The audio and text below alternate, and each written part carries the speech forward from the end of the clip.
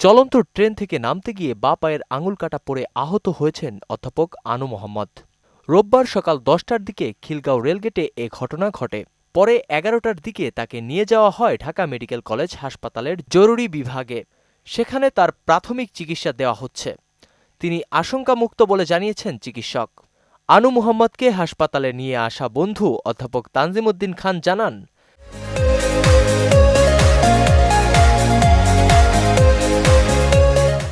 দিনাজপুরের ফুলবাড়ী থেকে একটি সম্মেলন শেষে ট্রেনে করে ঢাকায় ফিরছিলেন তারা। খিলগাঁও রেলগেটে চলতি ট্রেন থেকে নামতে গিয়ে পড়ে যান আনু মোহাম্মদ। এতে তার বাম পায়ের সবগুলো আঙুল কাটা পড়ে। আনু মোহাম্মদ জাহাঙ্গীরনগর বিশ্ববিদ্যালয়ের অর্থনীতি বিভাগের শিক্ষক এবং জাতীয় তেল গ্যাস রক্ষার আন্দোলনের একজন সক্রিয় সদস্য। নাসিমুল বারী সৌরভ, মোহনা ডিজিটাল।